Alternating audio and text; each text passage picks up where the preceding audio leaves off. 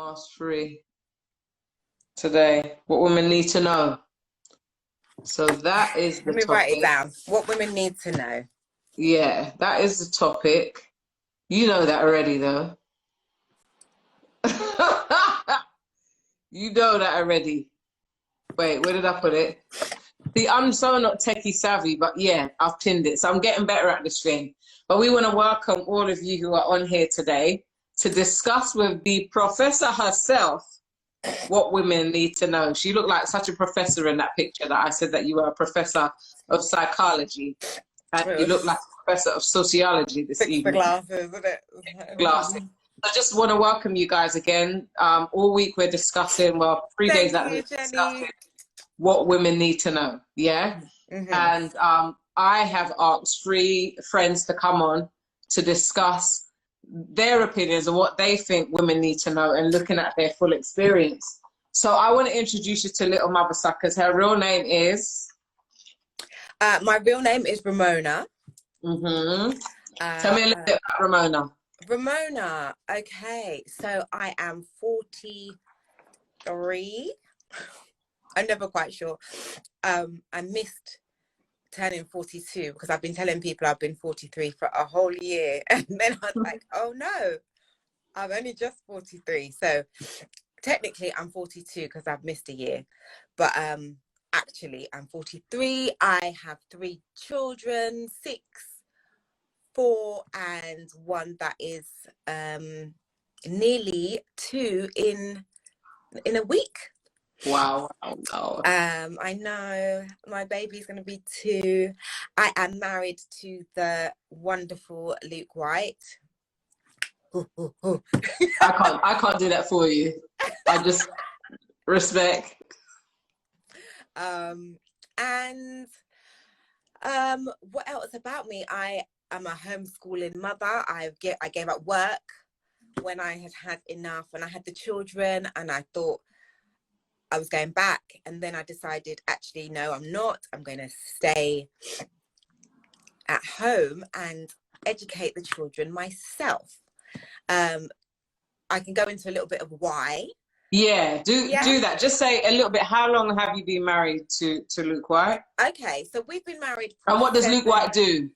So Luke has his hand in more pies than I think he could possibly eat if he tried.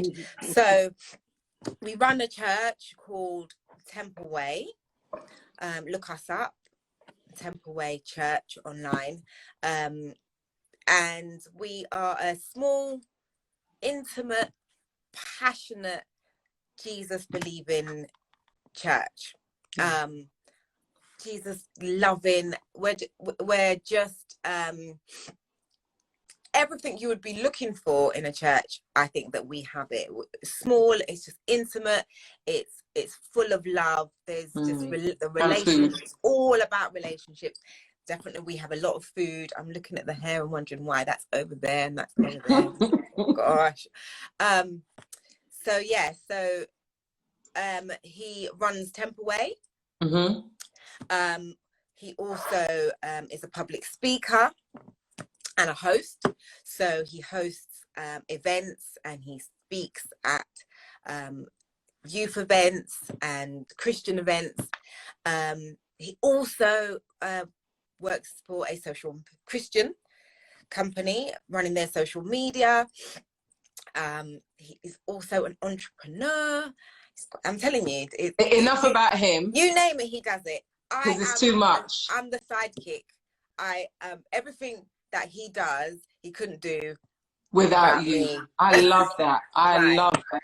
So he feels like he's doing a lot, but he can't do it without you. Here. That's right. So that's right. I am doing all of that. Yes. Plus, I am running the house and 3 children and their education.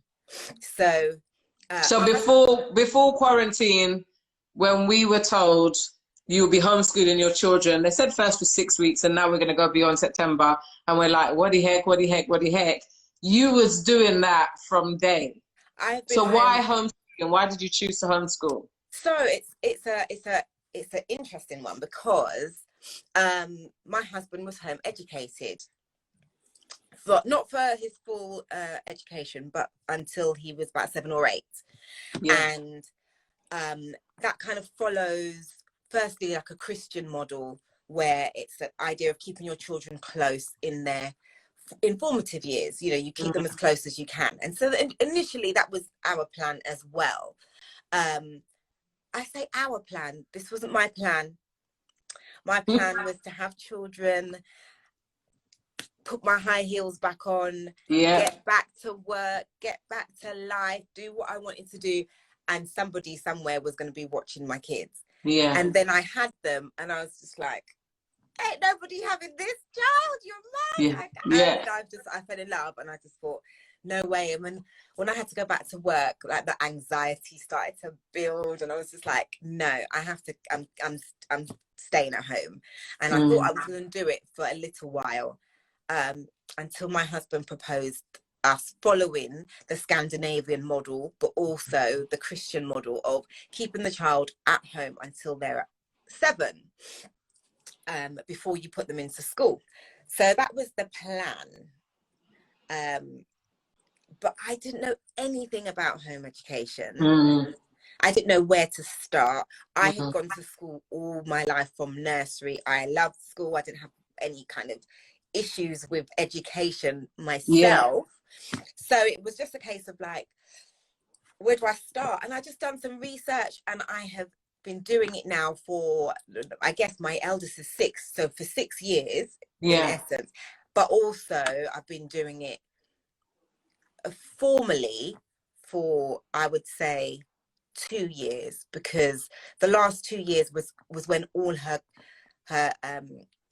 peers just started to disappear. They all started to go to school, and then you were like, well, we better get some learning on, like, you know. So that was when we really buckled down, and it was like, we still do a lot of learning. The majority is still learning through play. But I think we wanted to set the basics. So I wanted to make sure that they could read, so that they could do some self-learning, so that a lot of the things that they learn, I'm not constantly the one kind of just going, come here, I've got information to give you. But they could start to explore and learn stuff. I'm gonna fast forward you a little bit. I know you do stuff like, you take them to forest school, they go to the farm, they do a lot of hands-on activities, and they do a lot of learning outside as well, which is really good and unique for Black children as well. Or maybe not, because you said that there's a whole world out there that we're not aware of. Well, the thing is, for Black home educators, it's quite normal to be outdoors, to be in nature, to be getting dirty, to be getting wet, to be playing in mud, to be planting, gardening, to be doing a lot of things that growing up, I remember growing up, and it was all about like, don't get your clothes dirty and don't sit down on the floor. And it's nice to be around.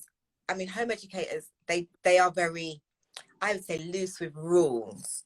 You know, we've established that actually we want to raise our children different to the status quo, I suppose, where children are, you know, they're boundaried, and that's how children should be seen and not heard. And, you know, they've got to go to school because they've got to follow rules at home, because they've got to learn to follow rules in life, you know. And we are actually like, no, actually, we're trying to create rule setters as opposed to rule followers here. So where we are changing the narrative, and our children are free.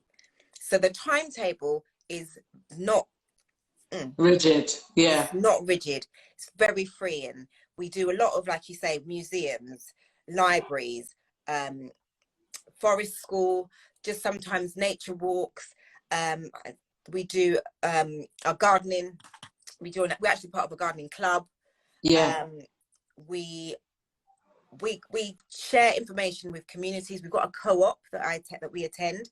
I'm going to cut you and just say, because of time, I mean, we homeschooled our daughter twice for a year at each time, and I know it was hard work and it's very taxing, so I rate you. Give us your social, so anybody who's interested in what you do and how you do it, let them know from now. What is your social, so please? Look at the top. It's 3littlemothersuckers. And that is because I named them the Three Little Mother Suckers because I was also trained as a breastfeeding advocate. And that was part of my wanting to do this type of parenting where, you know, it's more about bonding and being with the children than it is about ditching them and getting back to, you know, your old life. Or trying to pay the bills. Anyway, going on to that, we have all been, the whole planet has been in quarantine, and we have been forced to be with our families. For many of us, it feels like being forced, but for me, I've really enjoyed it. I've got to someone says, I love this woman already. Yeah. Oh, thank you. Yeah, I think you're speaking tomorrow. So some of us we're all inside of our families and we're all quarantined. And for you, that is an everyday experience, being home with your children and home with your husband, because he also works from home, kind of, sort of, a little bit. But I know you usually are more freer. But how has it been, just really briefly, how has it been how has COVID-19 treated you, and how has it been? Has anyone got ill? Has everybody been safe? And I don't want to rush a story. I must say, I've known Ramona from I was 7. So she's my second longest standing friend. I love her dearly, and she's more than a sister. That's why she's on it. We promise you we weren't going to inside jokes today. We so promise you. But yeah, we'll try. Yeah, so tell me how COVID-19, really, really briefly. Okay, so the synopsis is we're quite enjoying it. We quite love it. A little bit of COVID didn't go, you know, it's gone a long way. It's worked out for us quite nicely. My husband, he used to work from home, like in and out. He's always kind of been quite free with his timetable, but then started to work full time, and then it was like, oh, I don't like this. He was out of the house more. So COVID brought my husband back home. It brought Luke home, and you know, even though he tries to lock himself away, we're knocking on that door like constantly. Do you want a sandwich? You know, why don't you come and eat the sandwich on the sofa with us? Yeah. And so yeah, you know, any excuse to kind of draw him back into us. Yeah. So we're loving it. The kids are loving it. They love having us. Honestly, they can still have a tantrum if I just say, go and play in the garden and give me some space. And he's like, I don't want to be with you. And it's just like, we have been together for months. Yeah. But they love it. I mean, we are out of the house and very, very busy normally. They do miss their friends. They do miss that social aspect. But I thank God that they have got each other. Yeah. Because I can't imagine if I just had one child and I had to entertain and educate and play with and talk to and do everything for this, you know, for one child. So I'm very blessed that I can just say, okay, mummy needs a moment to just regroup, just go have fun, go in the garden. And, you know, we're thankful that we've got the space in the garden as well, because that makes a difference. Any difficulties in with COVID-19? Well, we had family that was ill. I've had quite a number. I could actually count a number of family members that we've had that have been ill, and that has been stressful. That's added. That's been sort of the downside of the whole experience. But my uncle passed away, and I thank God he was elderly. He's lived his life, and we can say, you know, farewell to him, knowing that he was, you know, he'd lived a good life. My mother-in-law was very ill and has recovered and is on the road to recovery. She's doing really well. We're getting, like, every day we get little news about, you know, all the things, because actually people don't know the full backstory of COVID. When it takes you down, that thing takes you down. It isn't just a case of just like, oh, you see them coming out of hospital like, oh, I'm recovered. No, it's like it's a process. And so we're seeing family members and they're recovering, and that's the joy. That's been the hard part. But you know, at least we know that we're seeing people and they are getting better. We've had losses and we're having a lot of victories, and we're just praising God for that, really. Yeah. I'm grateful, because I've known the story. So we've had a mixed bag of it as well, and had losses but recoveries. So we thank God. In terms of the untimely death of Mr. George Floyd, and the civil unrest that is taking place in the US and now in many parts of the world. What is your response to what justice is? Oh goodness, I won't get emotional about it, but I have been so upset from the moment it happened. With the Ahmaud Arbery, when that happened, I was like, I'm not going to watch that video. It sounds horrible.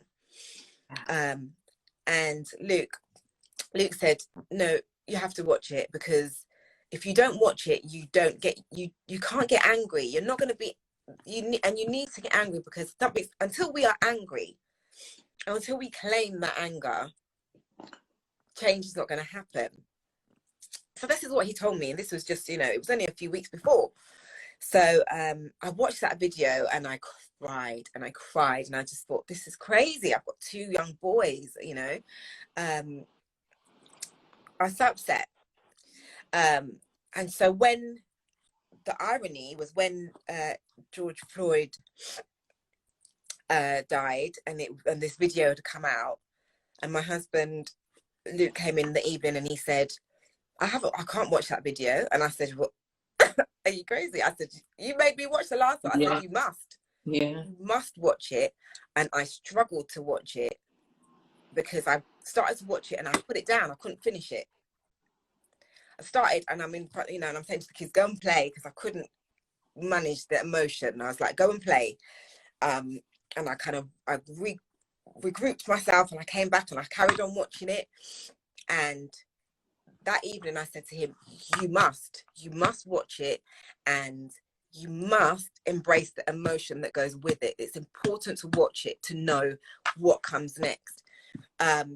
And he watched it, and we cried. We cried that day. We cried the next day. We cried more or less every day for all the things that have been happening, and the civil unrest. It's not even the unrest. The unrest makes me proud.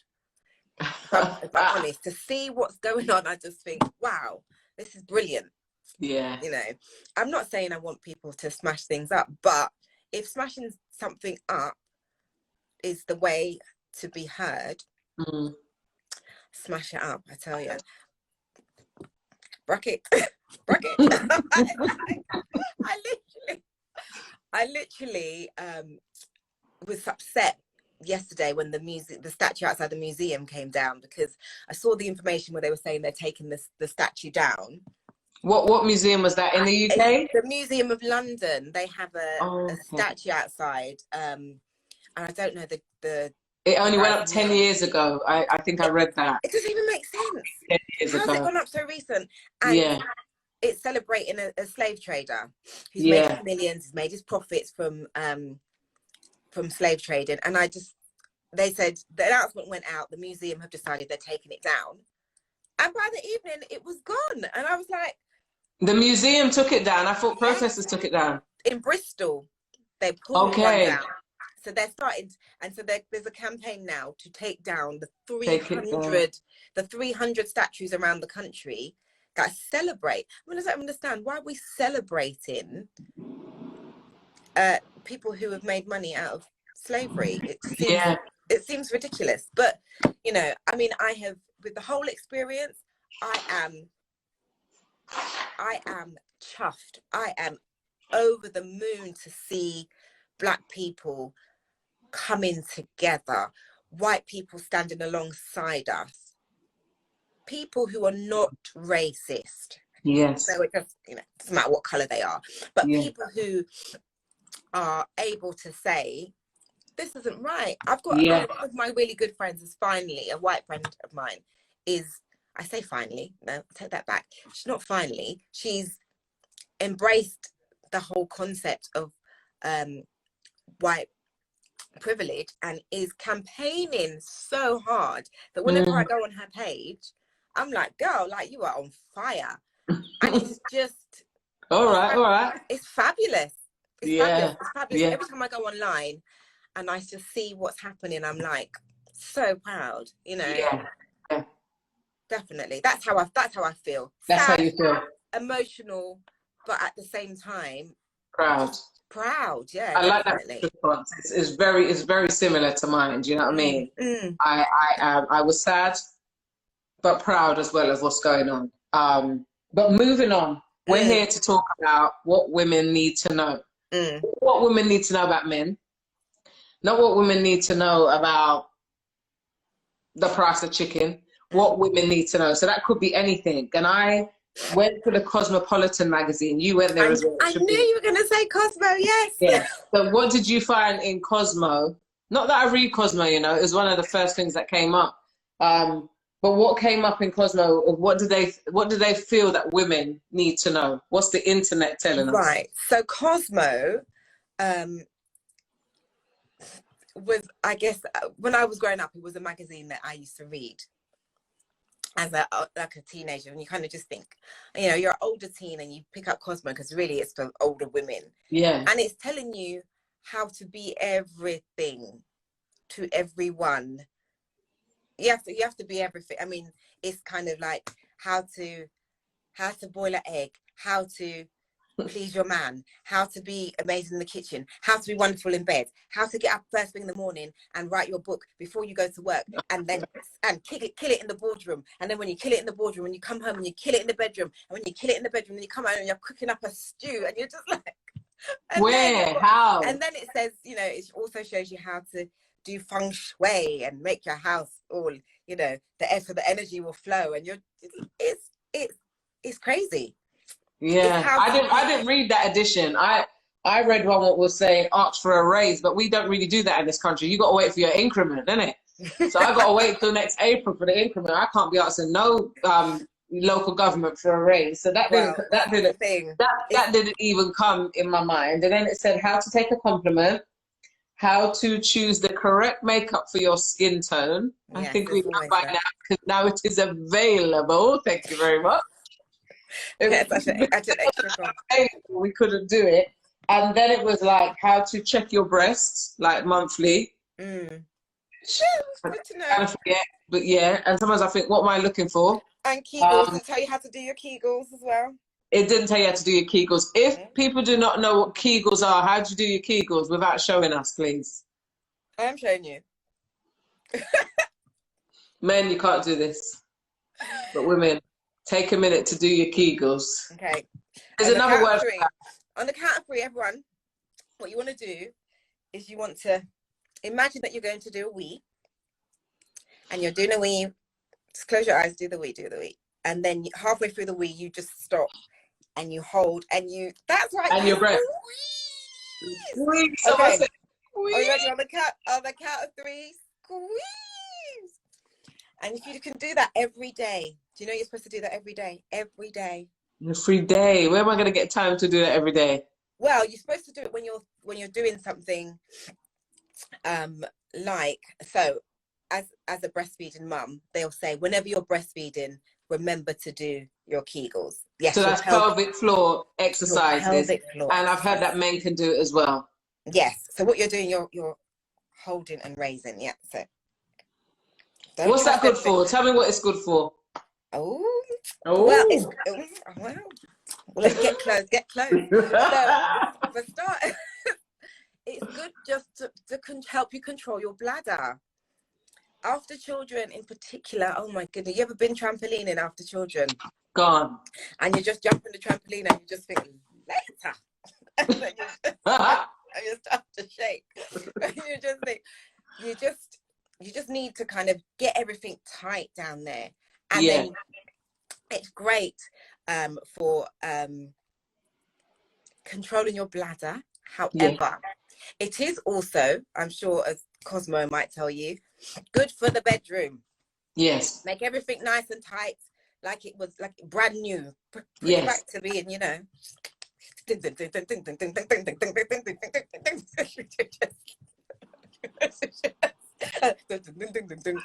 yes, everything is just nice and you're ready, and it increases your orgasms. Well, that was the music I was giving. I knew that. That's what we were building up to. That was the, you know, that's the usually jazz hands. Jazz hands orgasms, no? Yeah. In the Christian world. Ta-da! Maybe. Yeah. So but it doesn't, it's not just the orgasms, it makes the whole experience of sexual intercourse quite pleasurable for all, or both. So Cosmo was right on that, but we would add the caveat in the context of marriage. I think for me, sorry, yes, that does help. I think my issue with the Cosmo article is it's this kind of it's just you can't be everything to all people, and it's not realistic. It's like, come on, like, you know, I'm just trying to get through the day. Sometimes you're just trying to put the kids to bed so you could lay on the sofa. You're not going to start at that point, like, you know, writing your proposal for a raise, and it might just be that you just throw some pesto on some pasta. You're not cooking up that 3-course meal that they're telling you that you need to do. Yeah, you know.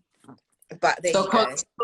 Cosmo and such delights on the internet sometimes can take it too far of what a woman should know. So that's why we've got an expert like you on here to tell us what women need to know. Let me just check the time, because I don't want this thing to just lock off on me. No, I'm good. Okay, so in terms of, not that this is one of your points, but you kind of alluded to the fact that women need to know that they don't have to do everything. Yes. Can you not keep that as your point, but can you just expand on that? I'm just kind of flowing from the article. Yeah, that's cool. I think it's okay not to try to be all things to everyone, to every, you know, to try and it's a pressure, and we want to be Superwoman.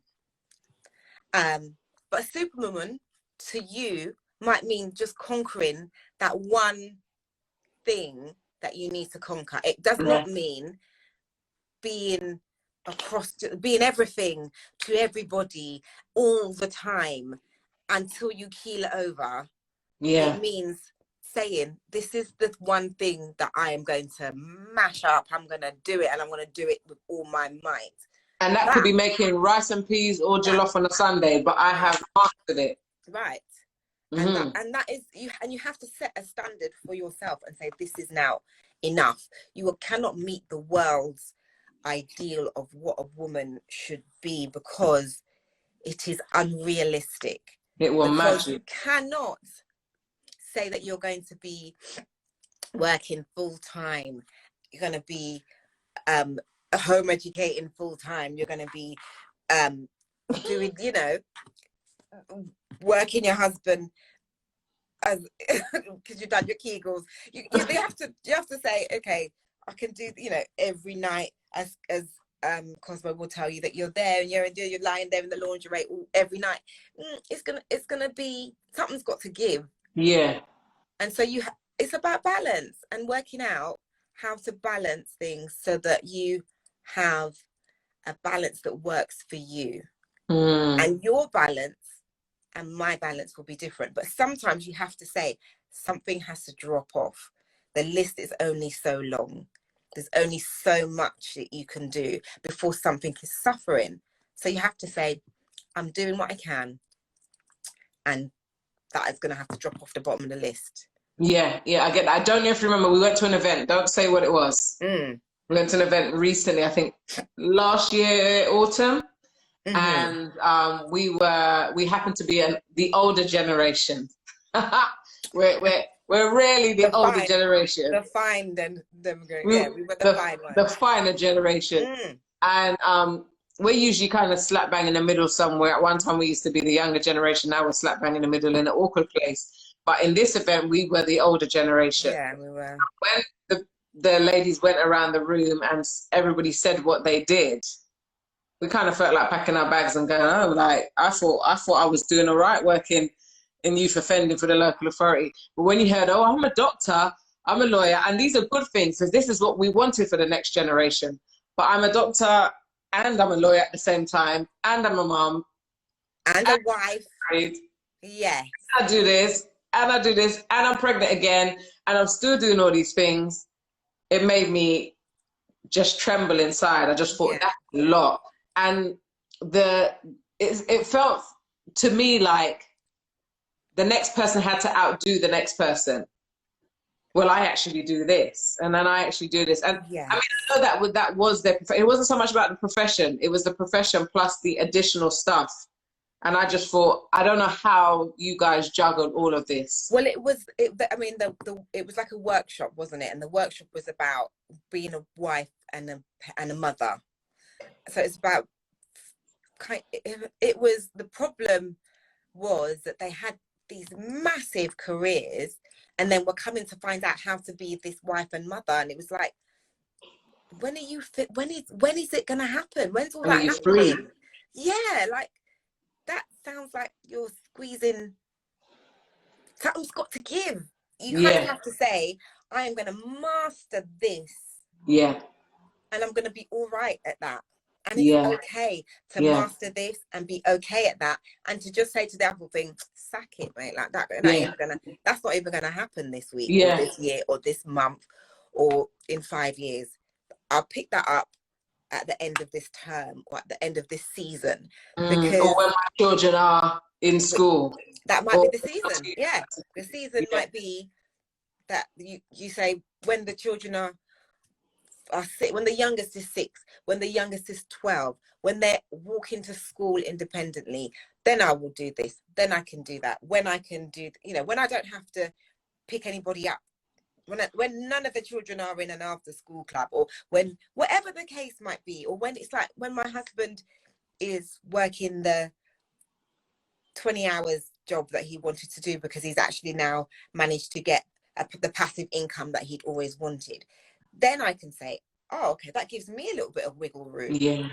But you can't say I'm going to have it all, because something you're going to be juggling and something's going to drop, and it might not be the thing that you want to drop. Yeah. Yeah. So let go of something. I got to take that down. Let go of something so that it's not it doesn't fall from you.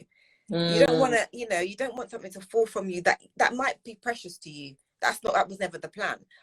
And so have a plan and make it realistic. If you're doing this, you're doing this, you're doing this, then do those things and do them with all your heart. I think, you have to know what you want, and you have to prioritize. You have to prioritize, and you have to juggle things. We're all juggling, but it just can't be. You can't be everything. It can't be everything. That's okay. I think that's okay. It's all right. You're not less of a woman if you can't do it all, or you can do it in stages. Somebody said here. Do it in stages. Somebody said here, avoid a real down, ladies. Maybe clarify a real down. I don't know if it's a breakdown, ladies. I learned the hard way. I agree. Kiss, kiss, kiss. And someone says here, depends on what a woman desires for herself. You need to pause, breathe, and think about what serves you. So I agree. It's not about not going for aspirations. No. It's not about not getting the best for yourself and achieving your heart's desires. But it's about not having to do everything to prove your womanhood. And I think there's no shame in saying, actually, my priority is actually to get to the boardroom. If that is if that's your priority, then do it. Yeah. Do that. Make that your priority. Say, you know what? For the next 5 years, I'm gonna focus on this. This is my priority. I'm going for it. And and then says, your husband, you're gonna have to pick up the slack here, because I can't say I'm going for the boardroom and be at the school gate at 3:30. No. So that means you need to be at the gate of 3:30, or we need to get someone to be at the gate of 3:30. But you have to you work it. You have to be able to work it, because you can't do it all. And it's just accepting that, and then making provision to do what needs to be done, or also prioritizing and just go with whatever you do. And I am one person, and I'm always that, whatever you decide, then do it. You've made the decision, you just go for it, and you go for it 100%. And it doesn't matter if somebody else likes that decision, or if somebody's got a comment or an opinion. That's for them business. you've made that decision that for you it's the boardroom, or for you it's your children, or for you it's your marriage, or for you it's the book that you want to write, or, you know, for you, I don't care what happens, I want to have the hottest body of it, you know, and I'm going to win a competition. Whatever your goal is that you are going to put over and beyond everything, that's your decision. Then do it. Do it, because that will bring you the joy that you need, that you want. Yeah. But no, recognize you can't do it all. You can't do it all. Amberina just she just clarified. It says avoid a breakdown, ladies. I learned the hard way, and I agree. Someone just told me yesterday that burnout is just before breakdown. And I thought, you know how much time I felt burnt out because just doing too much. Do you know, today not too much, but doing too much. Yes. And so it's kind of a word to the wise, because I feel that out there is a lot of, I'm a top girl, you know what I mean, I can do it all for this generation. Yeah, she's on point, she's on top. And it's like, we found it, when we had certain conversations that day, that many women were in tears, like, look, and this was it. Just left for a brand new baby, gone abroad, and I don't know if down there it's still going to work by the time he gets back. Do you know what I mean? There was a lot of pressure in the room, and then after, when we came out, there was a lot of tears. And I think that's why I brought it up, to say, not that we're a generation above so we can school you, but the next question I'm going to ask Mona anyway is about what would you have loved to have heard from the older generation? And so from us to you, to those who are watching, maybe a younger generation, what we're trying to say is that ain't a definition of a top girl to do everything. It's not. The definition of a top girl is to prioritize and have balance. And that's what I still seek in this generation. Before you answer that question, I love Ayanya says, but suppose you have to work to keep your family afloat, but you just want to be at home for your children. I've been in that situation. So COVID is great for me in that way. And I suppose for you too. But yes, I know, then that's a different juggle. And that's a big heartache, because I've had to do that for a number of years. And then at one time, with one of the children, we was able to afford, and I managed to stay home for 4 years. But that was a luxury. That was a sacrifice as well. So, and I think, I think that's something that you have to learn. Sacrifice is a learned thing. You know, a lot of people, I know some people that have gone back to work, but when with me, I can't afford to stay at home. Let me be straight. So I can afford to stay at home. But I knew if I went back after maternity and I tasted the money, I tasted the income that I was accustomed to, that I would then say, I can't walk away from this. I can't afford to. But it starts off on maternity, and we all know that we survived. Yeah, you do. It starts off, doesn't it? It starts off with, what is it, 100%, then it goes, suddenly it's 30%, then suddenly it's nothing. Yeah. And then you just think, hang on. We can do this. Not that we can do that, we've done it. We're doing it. We are doing it. We've done it. So therefore, sometimes we tell ourselves, but I need to go back because I need that money and I need this. And actually, I knew that I would have been in that same situation. Had I gone back, I would have just been like, there's no way I can, I can not work. You know, I need to work. And I had to just say, fire bunny. If the kids can't have it, they can't have it. If I can't afford it, we don't have it. See, I've gone out and then gone back in, gone out, gone back in, and then come out for a long time and recently gone back in. And me coming out for a long time on the third girl was like, I can't do this anymore. But then I'm not a millionaire. Resources can dry up, and then you're like, I got to go back in. But in my head, I want to come out again.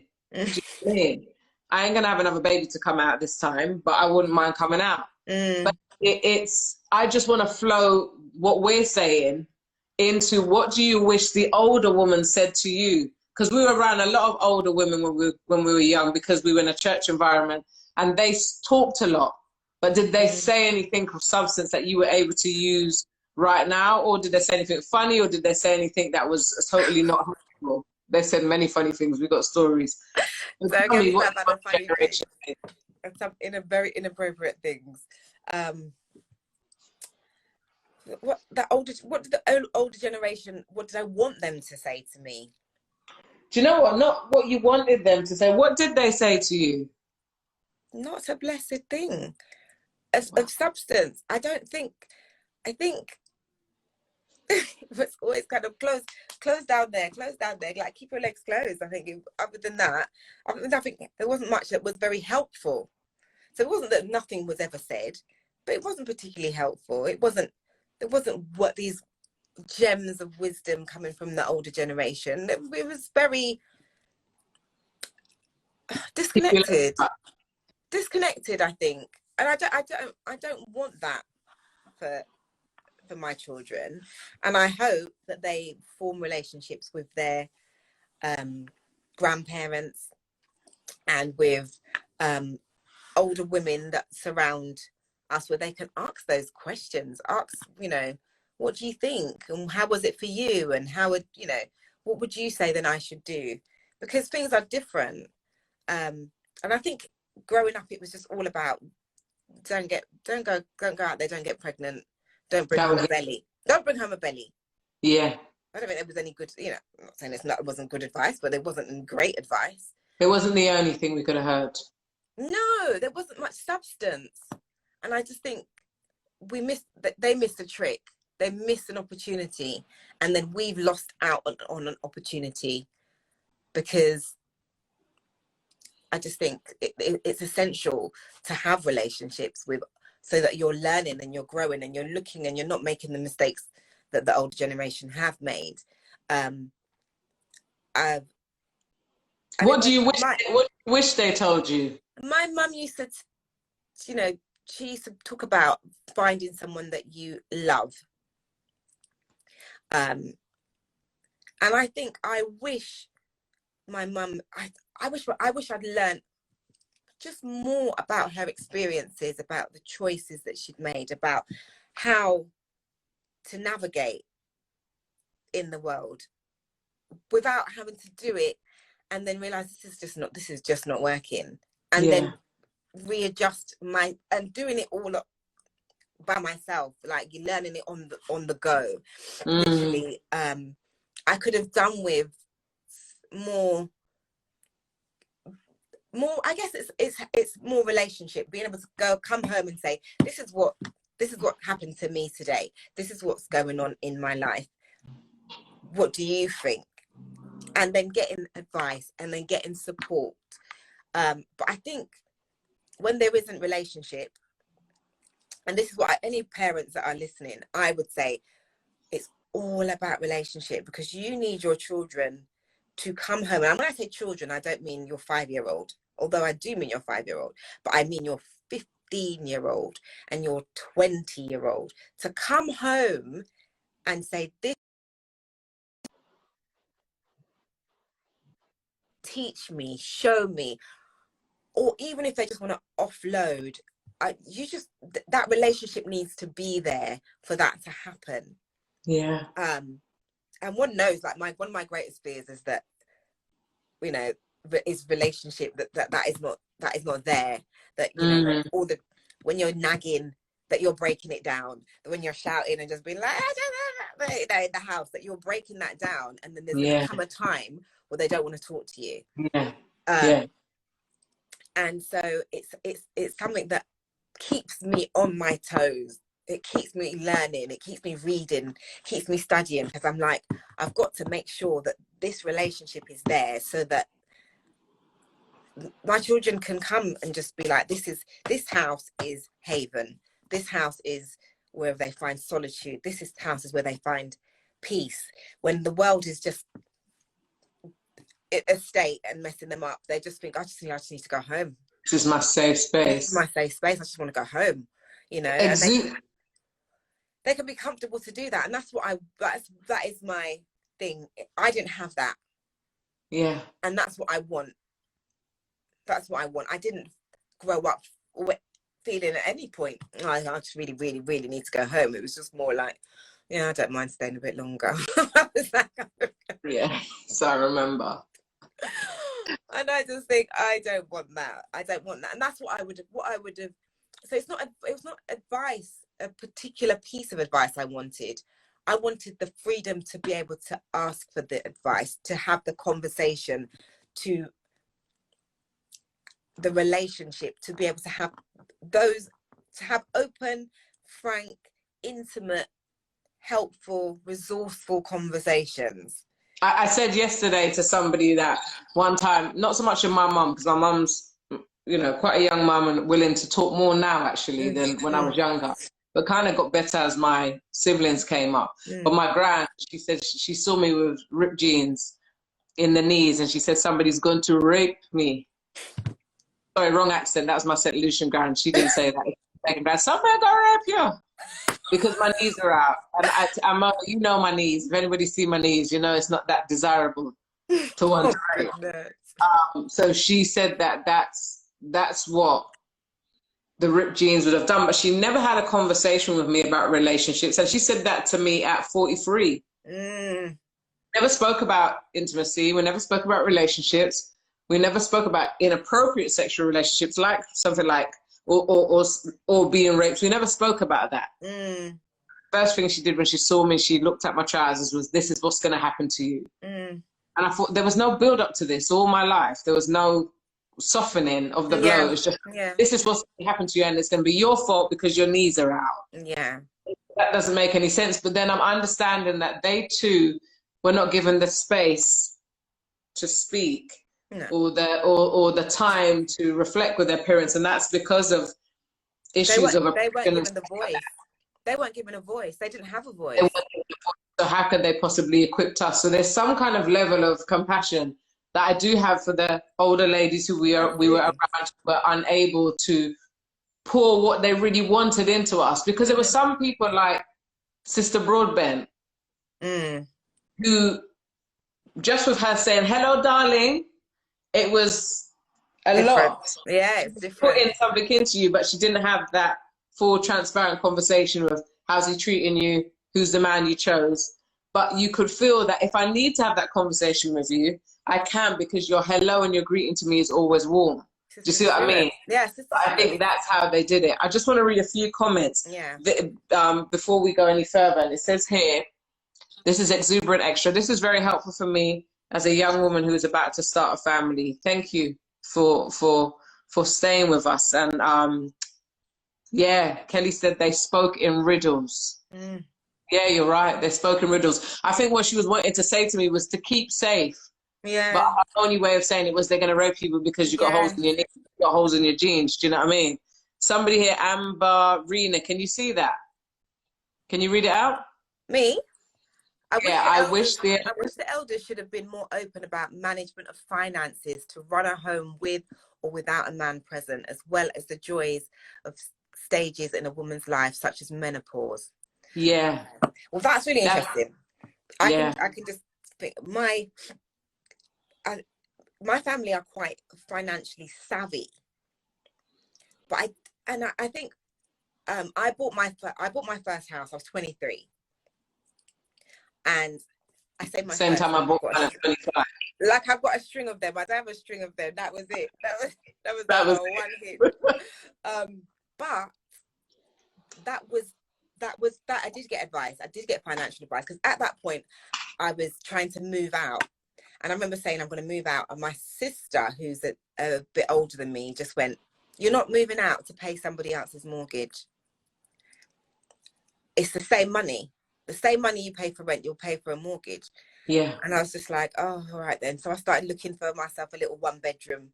And then she came back to me and she said, you don't buy a 1-bedroom, buy 2 bedrooms, and you rent the other room, and you let the other room pay for the whole thing. Wow.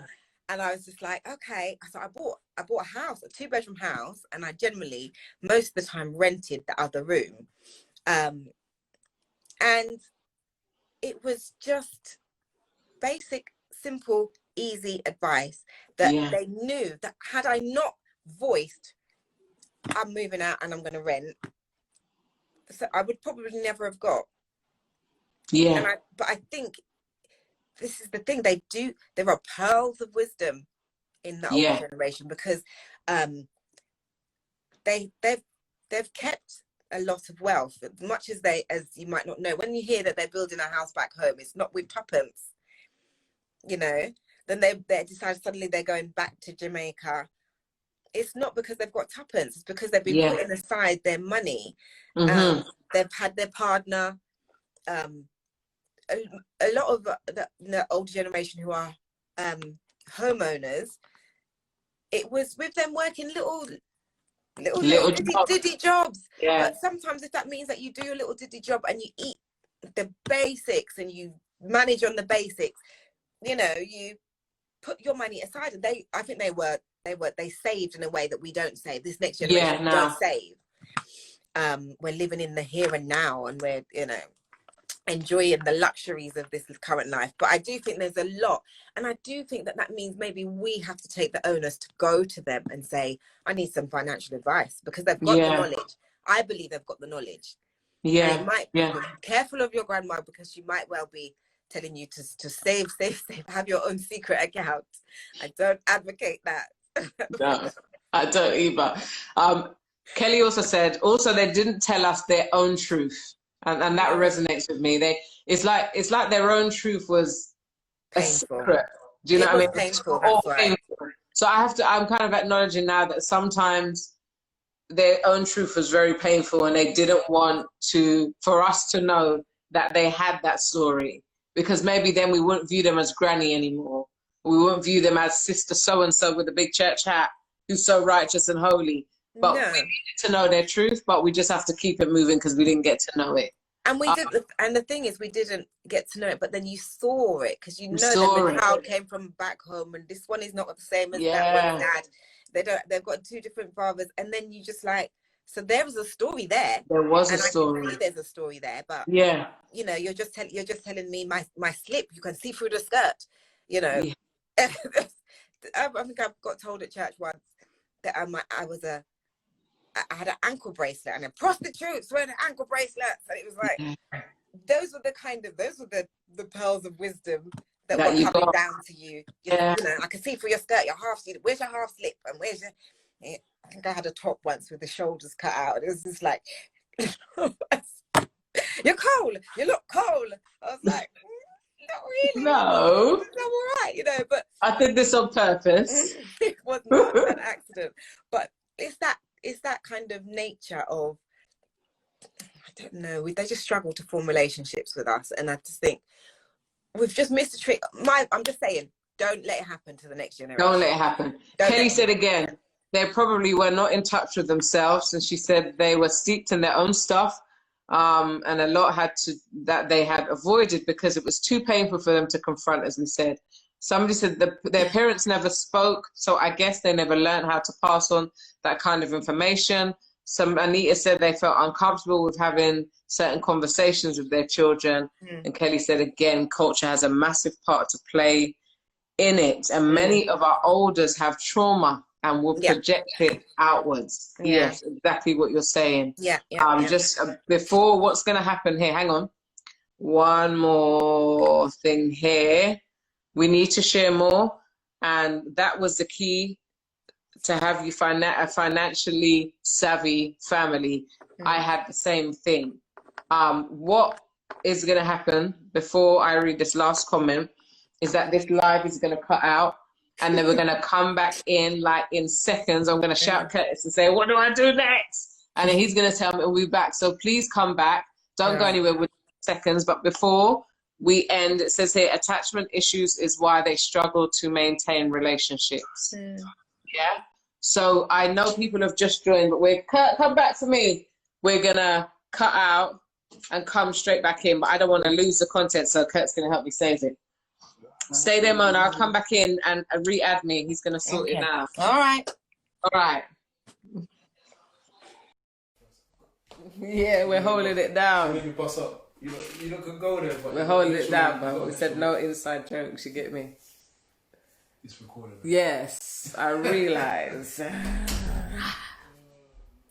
Come back, people. Come back to my love. Where are you? Oh gosh, you see, when I start touching things, you know, this, I have to be shouting for my husband to fix it. Hello, Pippa Fox. Pippa Fox was with us last night. She was on a level when she brought me through the theatre to learn about boundaries and stuff like that. And she taught me other stuff, that intention and impact do not always align. And no is a complete sentence, the woman taught me. And she said that know your core principles and that your needs are a journey. They are static and they are fluid. Now, that was some learning that we had yesterday. If you missed it, it will be on our YouTube channel, which is now changed to This Is Marriage UK. Because I went on there today and I see somebody done hijack This Is Marriage. And I was thinking, come off, man. We've been This Is Marriage for years. And so somebody had now called themselves This Is Marriage. And we was like, well, go on. So we just put the UK on the end. So if you're looking for us on YouTube, it's the same thing. This Is Marriage, but where we live is in the UK. So you are so welcome to catch up on Pippa Fox's video from last night, and you can catch today's video in a couple of days, I think. Thank you. I'm going to give the hair props to my daughter. She plaited my hair and she charged me. New generation. But it won't happen again. Let's add Ramona. And Mother Suckers is coming back to give us some more gems. Thank you so much.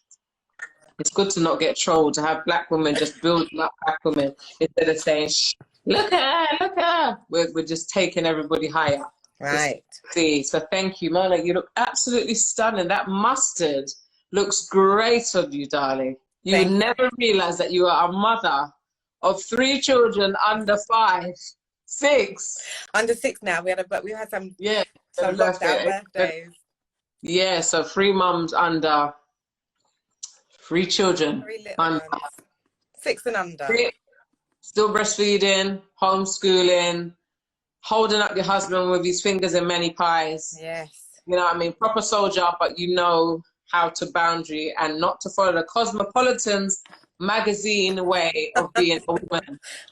I'm not even trying to. You're not even trying to. If you're not trying to write a book, trying to cook rice and peas and jollof in the same meal, and trying to be a cook a meat dish and a vegetarian dish, all at the same time, whilst doing your Kegels, whilst running a marathon, and whilst having a 9-pack.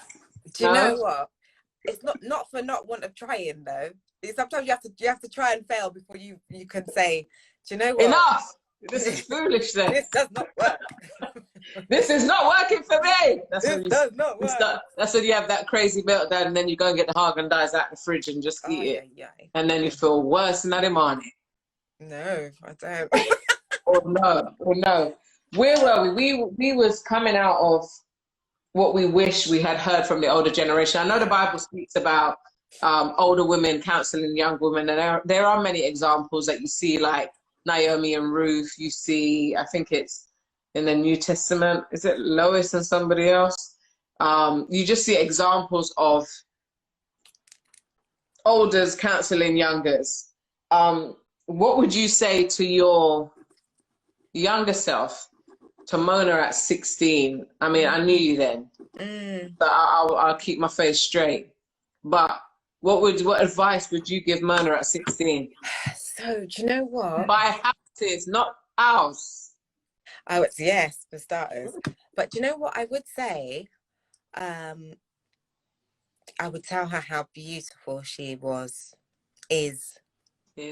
I would drum it in. I would tell her every day. Because I tell her that she didn't hear it enough. Yeah. And she needed to hear it. And I try to do the same with my daughter. I know. But I would tell her, because so with everything that's going on at the moment, it kind of goes back to the whole George Floyd situation, where all of these other issues are now coming up, aren't they, about slavery and racism and our culture and our history. Now, I grew up the dark-skinned girl, never felt attractive,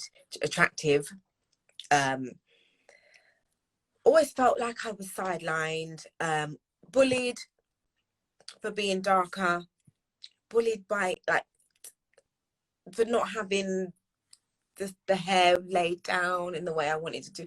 I used to have a plait here, a plait here, a plait here, and then four at the back. I had one here, one big one here, and two at the back, and I used to let the middle one out like that. And my used to say, "You look mad." It wasn't the telling you guys. We've definitely come full circle, because we used to call them doo-doo plaits. Yeah. And what? Imagine that we used to call it doo-doo plaits. We used to call it doo-doo plaits, and how is that acceptable? But is that, and this is what I'm learning so much, because it's that when we talk about white. I didn't think about that. Yes, when we talk just give me two doo-doo plaits. It would be normal. It'd be okay to say. Where did we get the word doo-doo plait from? Because they look like doo-doos. When you look like a doo-doo, they look like a doo-doo. Like a big brand, you put that in a figure, you plait it look like a doo-doo. And that's what we used to say. And it would be okay for us to talk about ourselves in that derogatory way, and to talk about our hair that naturally grew out of our heads in that derogatory way. That was acceptable. And I would say to my teenage self, you are beautiful. Your hair is beautiful. Your skin is dark and lovely. Yeah. I never heard it. Yeah. I never heard it. And when I heard it, it was too late. It was from people who were saying it for negative motives. They didn't mean me good. They didn't mean it in that way. You know, they kind of were asked that it was in exchange for their attention. Yeah. And I think when you feel inferior, you offer you're not whole. You're not whole. You're not able to make wise choices. You're not able to be who you want to be. You're not able to match up with your peers. So even though they might not actually be more beautiful than you, the fact that you feel less beautiful than them because you've been told that you're less beautiful than them means that then you behave. You're the dowsy one, aren't you? You're the one that doesn't have the self-confidence. Low self-esteem is not sexy. That's not attractive. You know, and it's not until you get to a point where you can be like, sure. Oh, I was going to say something worse, but I'm trying to find a good word.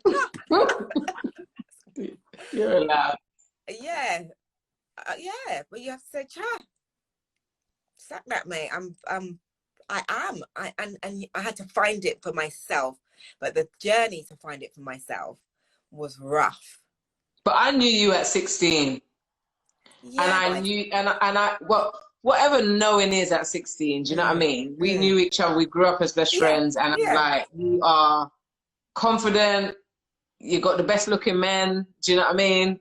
Boys, guys, whatever they were, and you the top of the food chain. You carried yourself well, you know what I mean?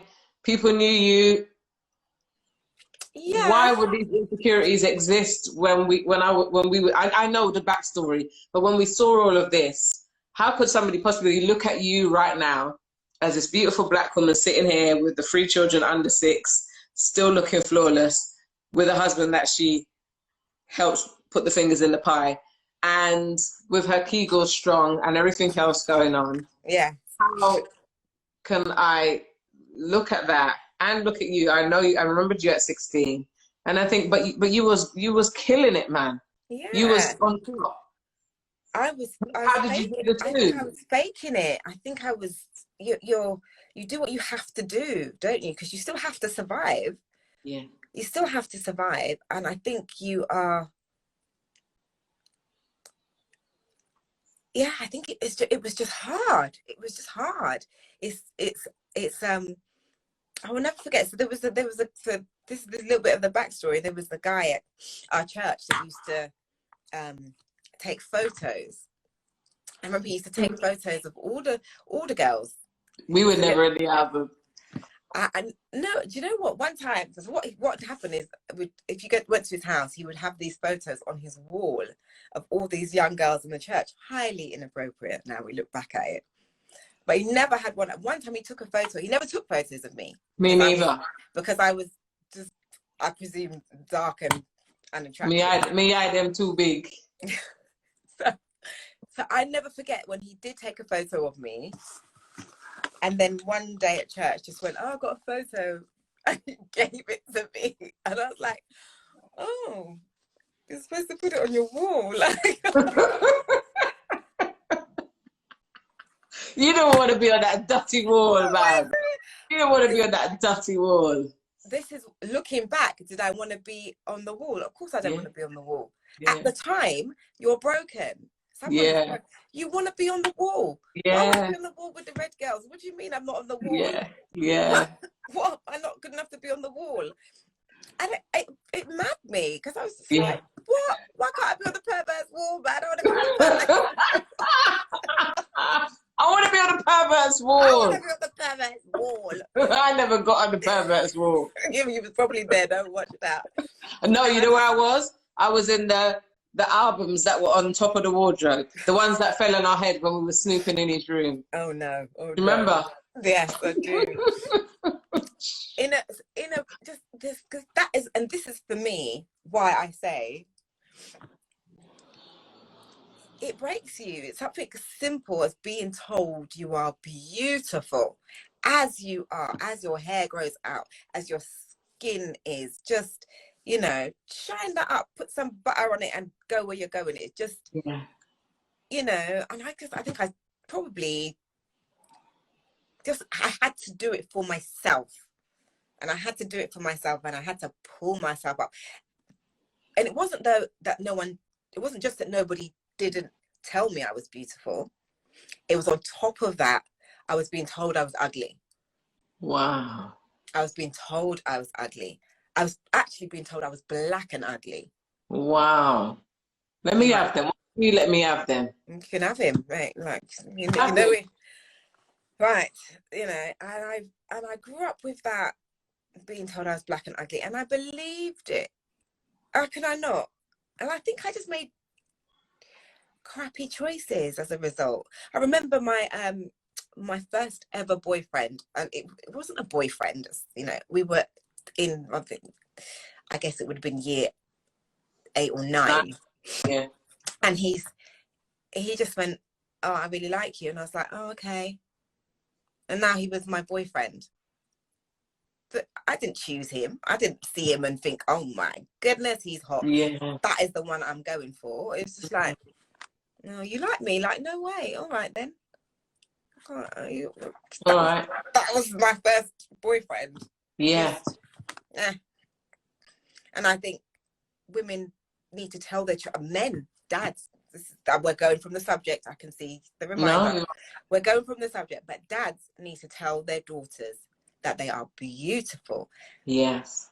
Dads, tell your daughters that they're beautiful, that they're amazing, that they're wonderful, that they fill you up. Because if she hears it from a next man, it's another story. She needs to hear it in her house. She needs to hear it so that when somebody else says it, it's like, I heard that before, mate. My dad tells me that all the time. I don't need to hear it from you. And they can work out the tone, like, that don't sound like how my dad would say it. Not like your boyfriend's going to say it the same as your dad's, but the sincerity of it. Do you know what I mean? I know the sincerity of it because the ulterior motive. My dad says it, and there's no ulterior motive. I hear that and I feel it. And do you know what? The fact that the way you're saying it, you sound like you want something and you're not having it. That's it. That's it. So it's to hear the sincerity in it. I say it to my 2 girls all the time. And at home we have a variety of complexions, and we all say the cornflakes, brown flakes, and wheat bix. They're all different complexions. I also said I would want one more who would be as dark as Granddad. Granddad's a beautiful ebony, you know. And it is important in our house that I have a 16-year-old, and she is not like me. So when I speak to her, I'm not actually speaking to myself. But it is crucial that I say to the 16-year-old.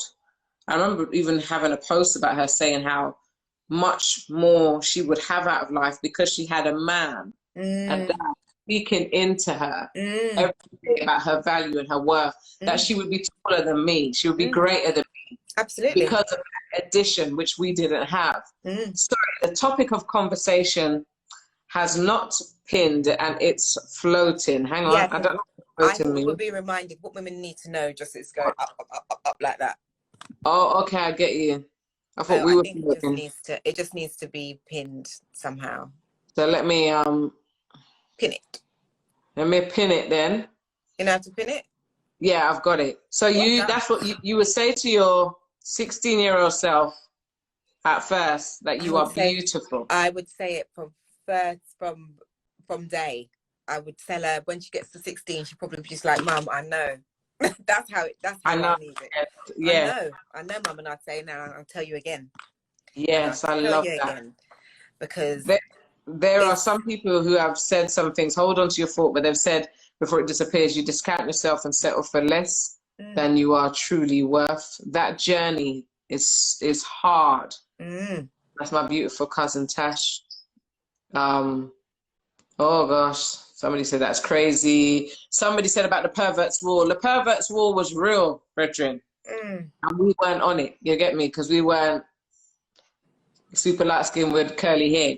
So we never reached the perverts wall. But hallelujah, I'm glad we did it. Yes, looking back, you're grateful now, isn't it? You're grateful, but at the time. He says that's a bit, and he was much older than us. That is a bit scary that he had pictures like that in his home. Yeah, he did. And one time we had a little snoop around and we found many more, and they were a little bit more risque. Love this conversation so much, and that's not dogging him. It's just saying that this was our teenage truth. We wanted to be on that wall just so we could feel valued. Sorry, I'm just going to put my charger on 1 sec. Yeah, that's all right. Say no to the perv, someone said. We said no long time, man. I think we did more than say no. We would have raised him up back then. But we are talking about what women need to know, and Ramona is from Little Mother Suckers. 3 Little Mother Suckers. 3. She has 3 under 6-year-olds, and she is a homeschool educator. Before we was doing this in COVID-19, you don't know. She teaches the kids everything from horticulture to give me another one, biology, science, everything, math, English. She does everything. You know what I mean? So, and she holds up her husband as he's got many fingers in a pie, including running their own church, which is called Temple Way, which is a small intimate fellowship in the north of London. And somebody just said Ramona is beautiful. Oh, thank you. That is beautiful. And the thing is, I'm ready to receive it now, and I wouldn't have been before. Yeah. I wouldn't have been able to accept that. I would have just been like, yeah, I know you say that, but now, do you know what? Thank you. Thank you. Okay. Someone says here they are struggling out here with this homeschooling and working full time from home. I'm doing the same thing, love. It's not easy. And someone wants your specs, Mona. I want your specs. We used to buy specs like that in Camden back in the day.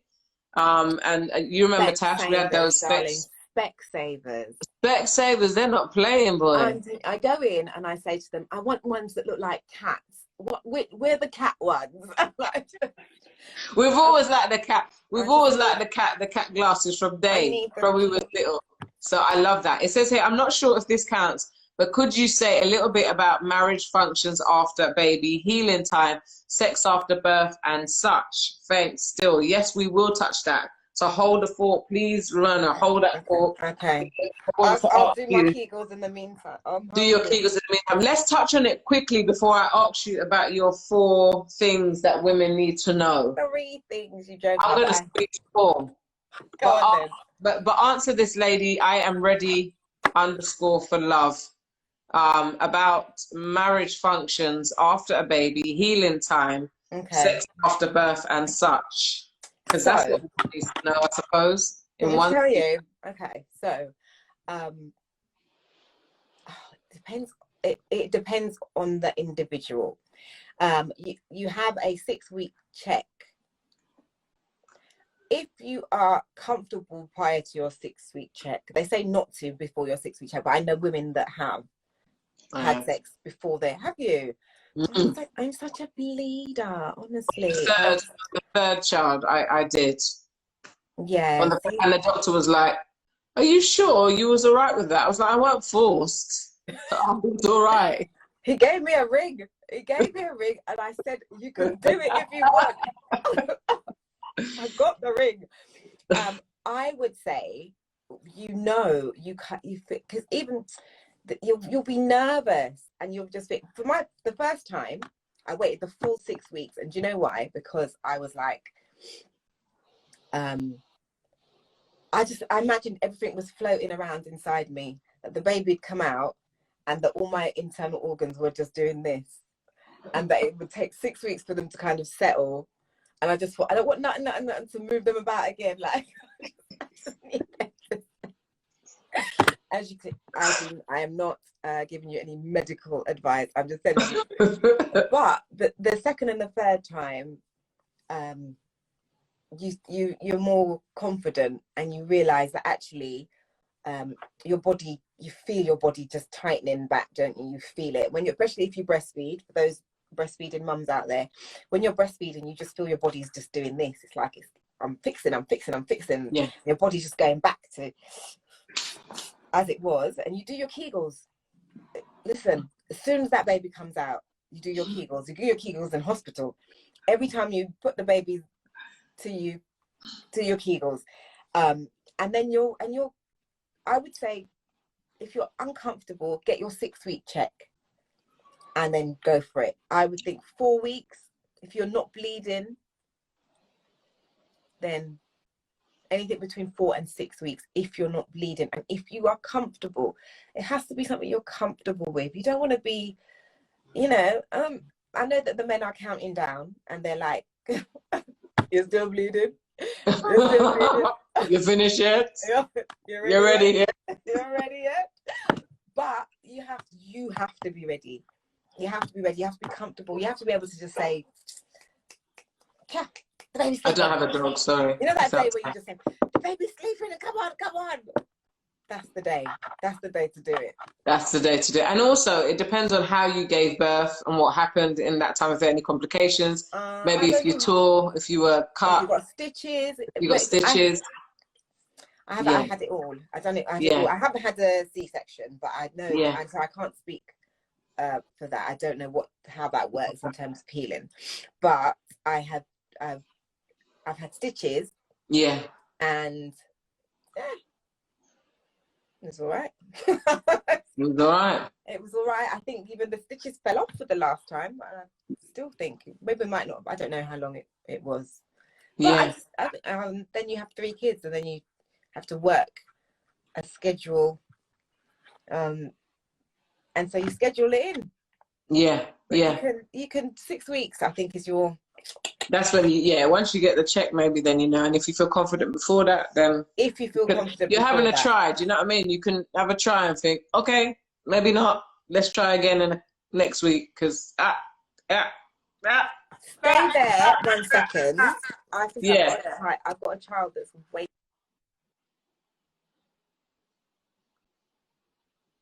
Can you hear me? Okay. As Mona is checking on her child, this is real life. I want to go through a few of your comments. And maybe I've gone through most of your comments already. Stay there. So she's just checking, because this is, what have I just done? Look like I put a postcode in. I didn't. That was an accident. She's just checking on her one of her children, because as I said, she's a mum of 3 under 6-year-olds, and I know they go to bed after 6:30, but things happen, so she's gone to check them.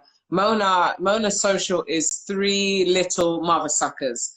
You can follow her on her journey of motherhood, on her journey of homeschooling. They take amazing pictures, and she gives amazing write-ups of on each picture and what's happened during the day and what they've learned and stuff like that. If that's something which is of interest to you, then check her out.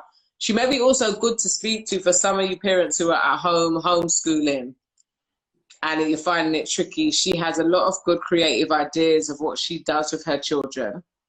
I know she's done more when lockdown hasn't wasn't enforced, she would have gone to the museums, to forest school, to the farm.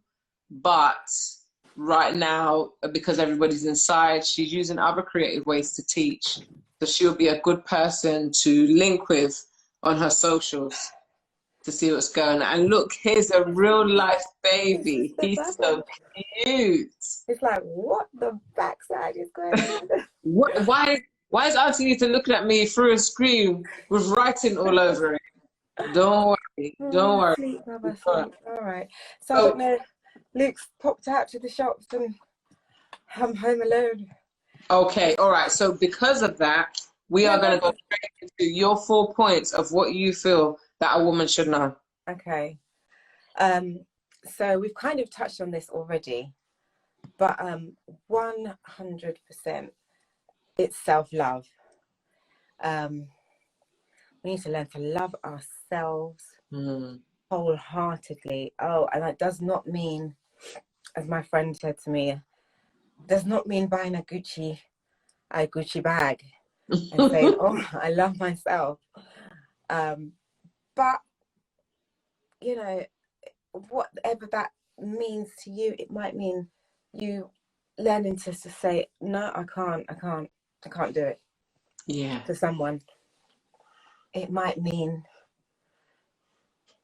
oh, Bobby, why did you wake up? Poor thing. He's absolutely knackered. It might mean you just saying you have to take the kids for a bit. I need some time. It might mean you working on a hobby, having a hobby, spending time with it. You know, it means asserting yourself, being working on your character, so that you can have a strength when you need it to do whatever you need to do. Can I just say, as you're rocking Mother to sleep, you are rocking the rest of us, and your voice is going into like a Christian meditation on YouTube. Oh, really? Do you know what? That's just auto.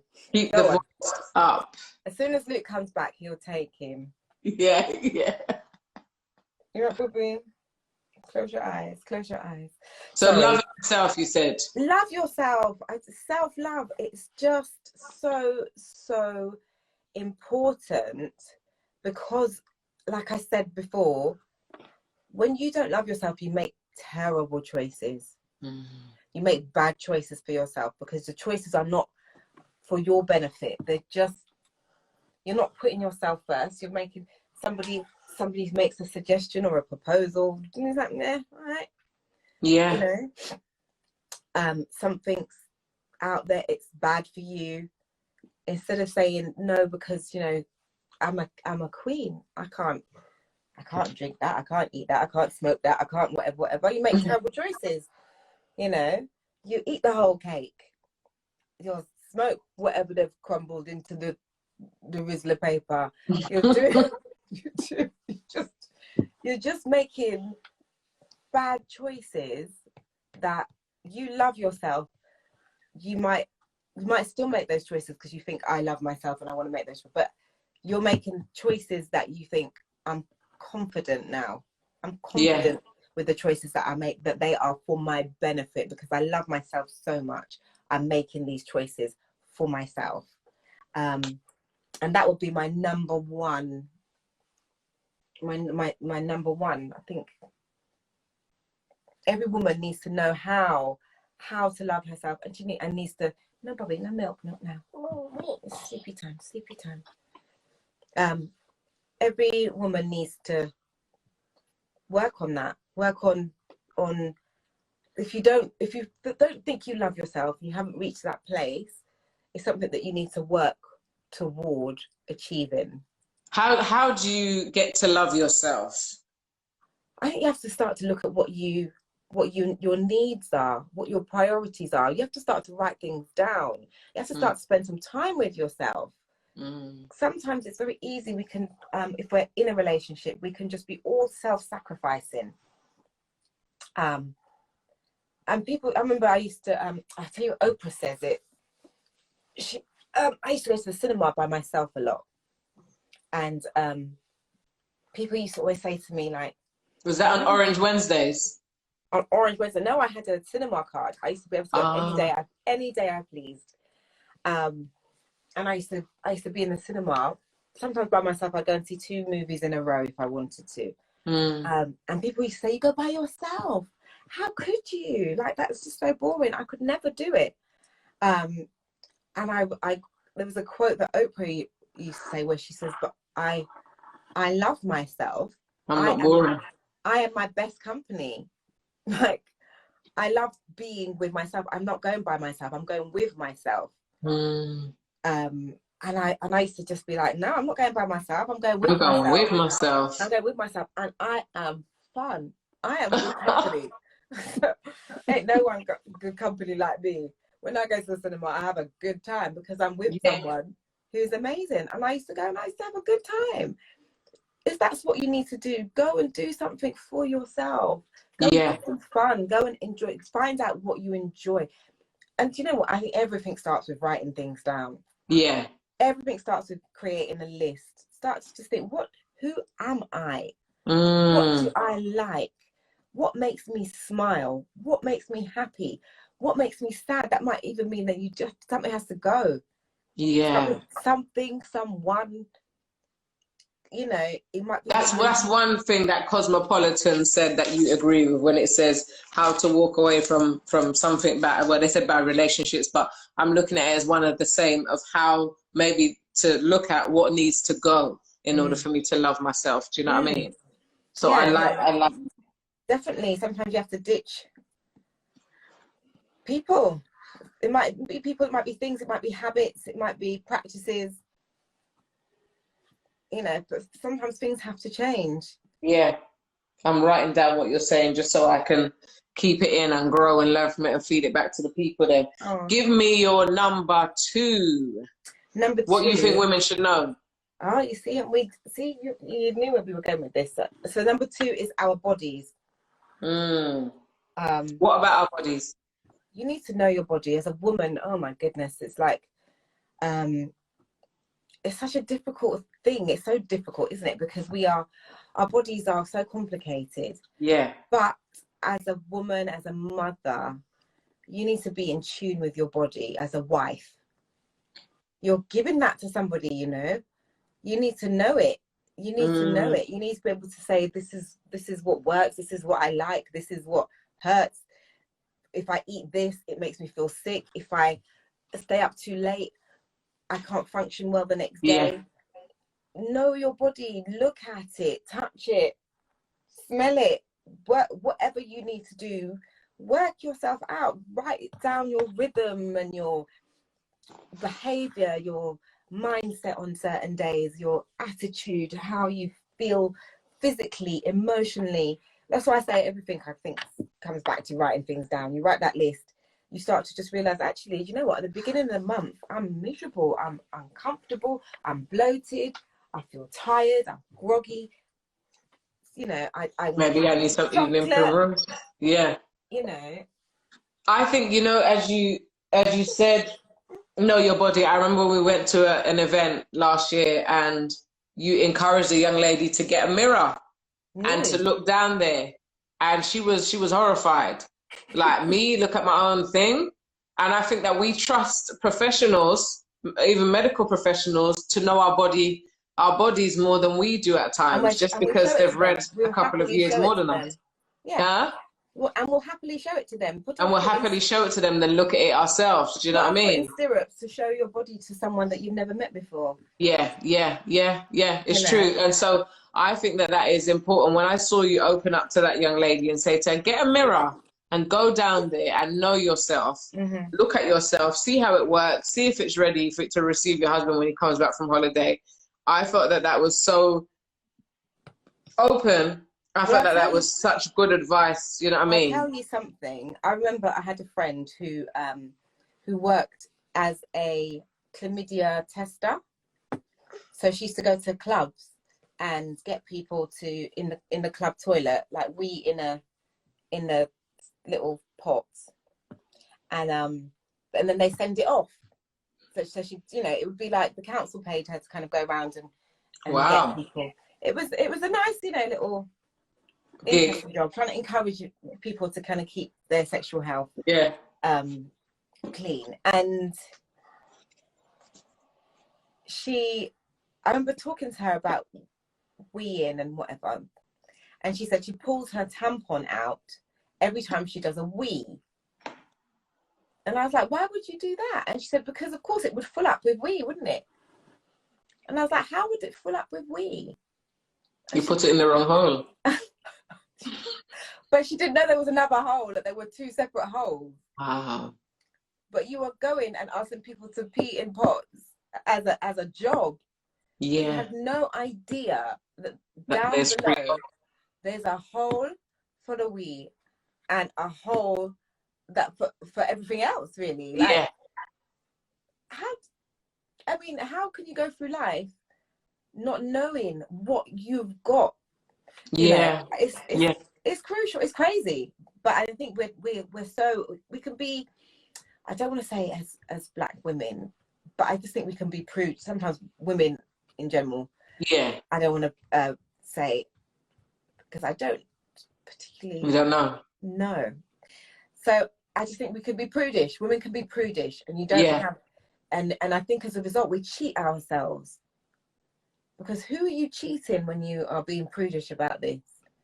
But yourself. So go and get a good look. Go and get a good look. Go and get a mirror, as you said. Go and get a good look. Go and get a mirror. Have a good look. See what's there. Give it a poke and a prod and see what's happening. And see what's there. In a transition, I sit in silence first thing in the morning and I just listen to the birds outside. And she says it's important to know yourself intimately, to work through the taboo and embarrassment of knowing your body.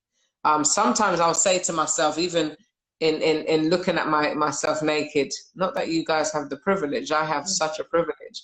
And I have to say to myself, you're all right, you know. This is all right.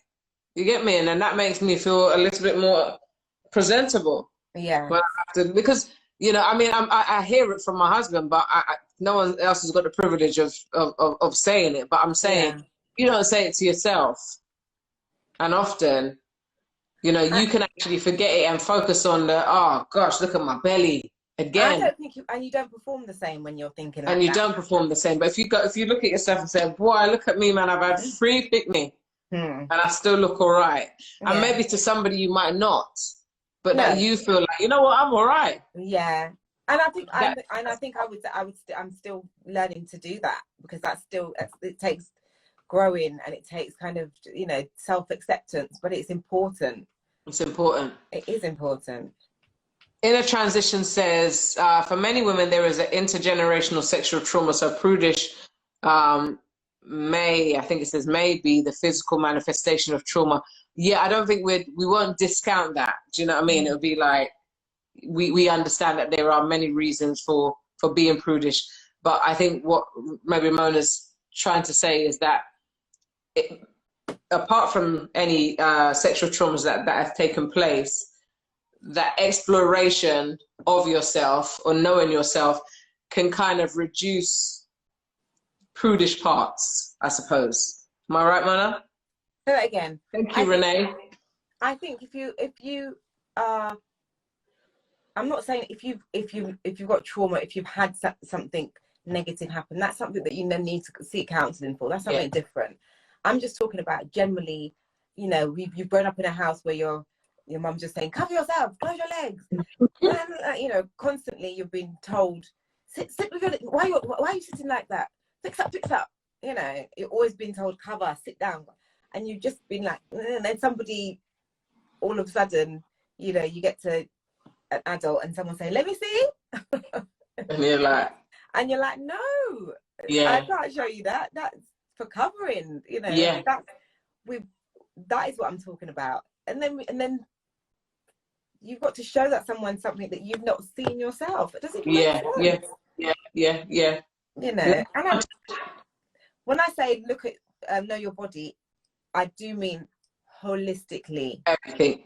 And you talk about inside, how you feel inside, hormones. Inside. Can you eat cheese? You know, is the cow milk running your belly? Why are you still eating it? I mean, Yeah. everything. Yeah. I love that. I love that. Or does the cheese give you headache or nightmares, as they say? Or are you eating chocolate at the time of the month because actually you're lacking magnesium? Absolutely. Do you know what I mean? Absolutely. So it's like start working these things out. Is your behavior, yeah. does your behavior change at a certain time? Yeah. You know, are you, sometimes I'm bawling, I'm crying, Luke's asking me what's going on, and I don't know, and then the next day the period comes and you're like, Yes. thank God, I thought I was having a breakdown. Yeah. If you just track the period, you would know why you're bawling.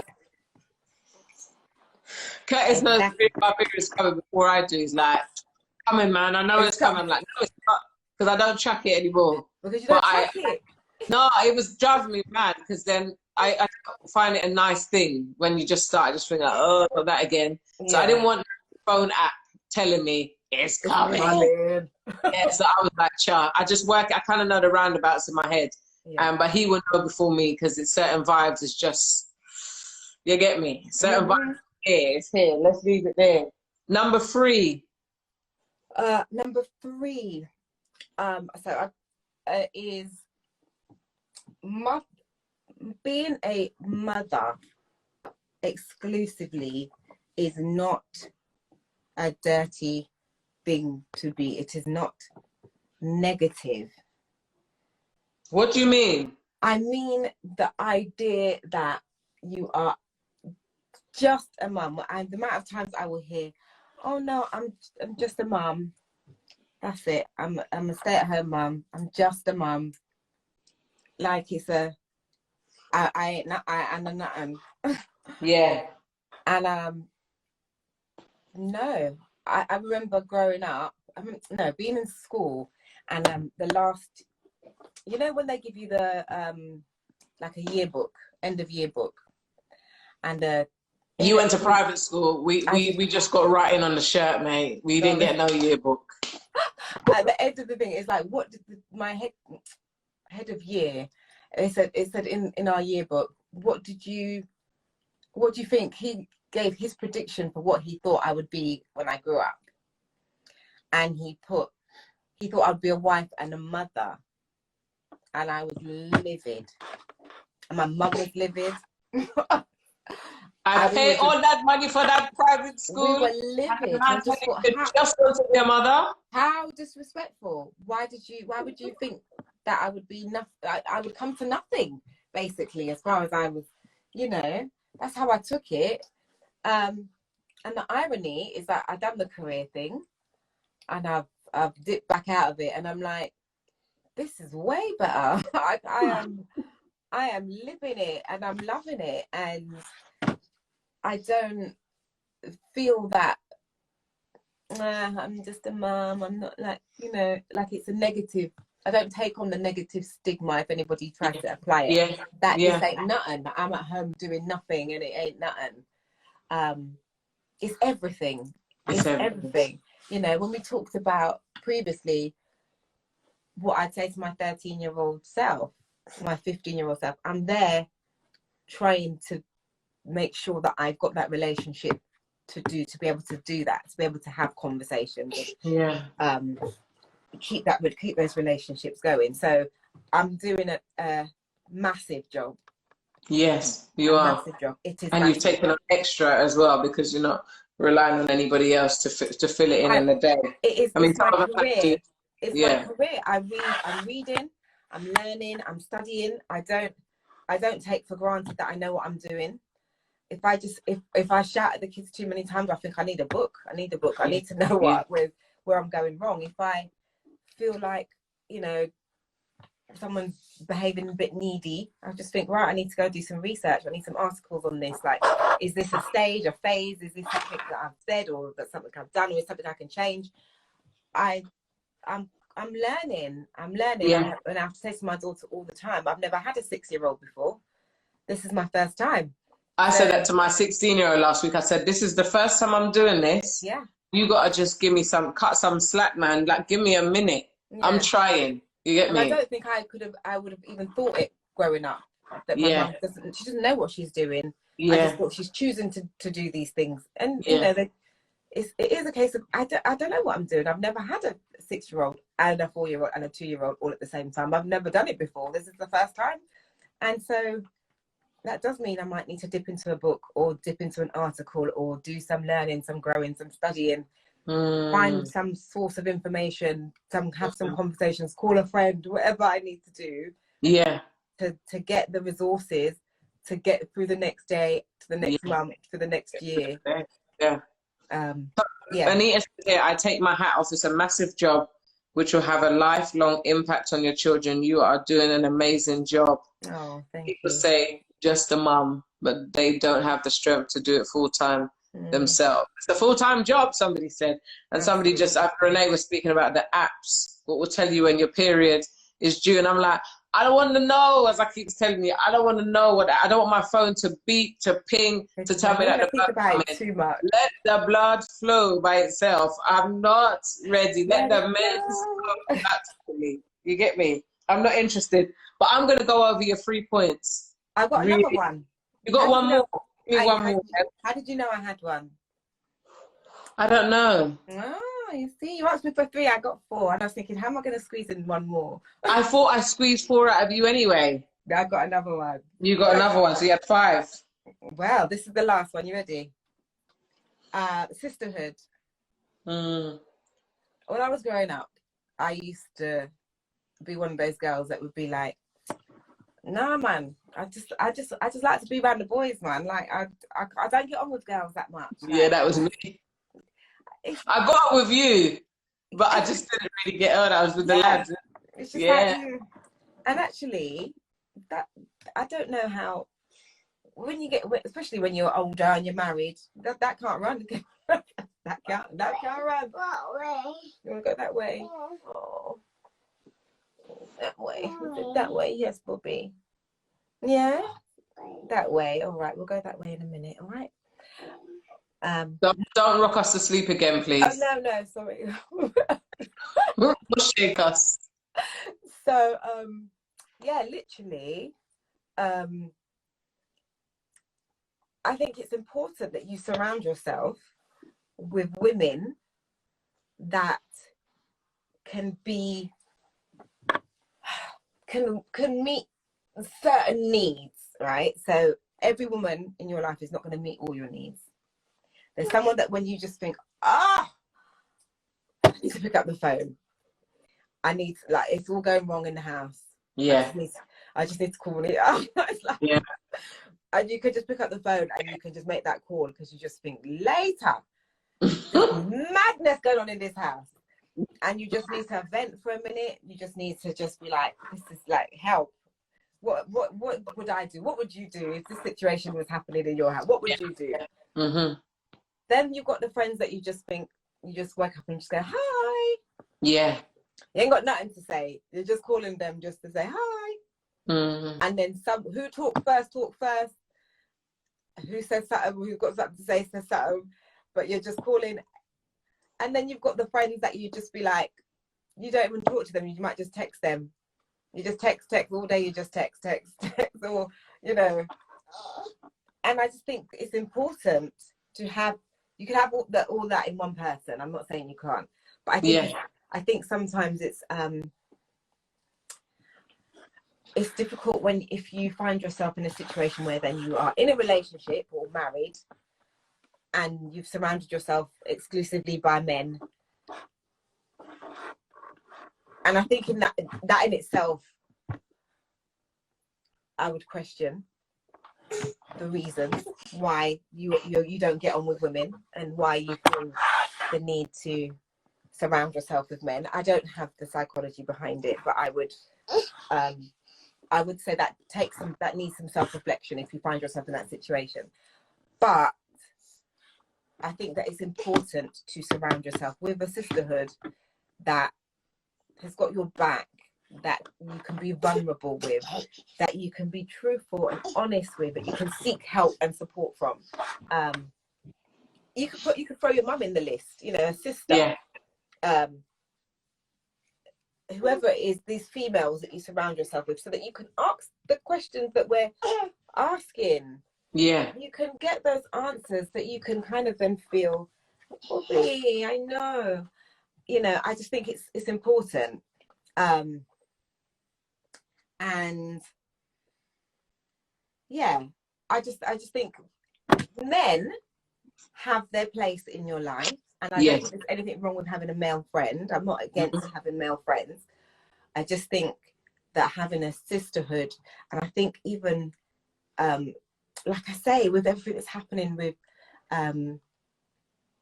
looking at our culture now more and looking at our history, just the coming together of women is just so empowering. It's like, you know, and seeing all this, you know, I am a black woman going around on I wrote my own version. I thought you was going to write your own version as well. I'm so going to write my own version, which is why I haven't posted yet. I'm just like, no, I am a black woman. I've got something to say. So I will definitely be doing it. But I think it was just yes, Bobby, you're back. Bobby, how you get back pain at that age already? Your mother make you carry heavy load. He doesn't want to keep still, that's it. As you're wrapping up, because I'm conscious of the time, I really just wanted to just read this comment really quickly. In a transition says you need a village. So in terms of your talking about sisterhood, we need a village. And she's so right here. It says, do you feel like we should use more women groups in church? I feel like we often only take advice from friends when someone in the seat behind you could be the expert in something that you've experienced. I'm like yes and no on that, because I think it takes a level of, I can see Mona turning, so I'm going to answer for her. I think it takes a level of intimacy to have a sisterhood. So although I think some of these groups can be okay in church, now we have new church because we are the church, then that sisterhood can just be what it was supposed to be, which rather than you just walking past sister so-and-so. Little Mother Suckers is gone. I don't know why. Maybe it's the baby, but it's timely. But anyway, I'm going to wrap up by saying, it says here, sisterhood, this is Helen, is really important, and it doesn't have a lot of ladies, but trusted, that's what I said before, cherished close sisters that you can really lean on, and very important for your mental sanity even. I mean, I could go on and on about the sisterhood thing, because I don't know if it works just in a church environment. I think it's good to have groups with people supporting like we are doing here. But I think it's even more effective if you have your sisterhood with intimate friends. Point number 3, somebody said, what was point number 3? I'm going to recap right now as Mona's come back. It says here, number 1, you said, love yourself.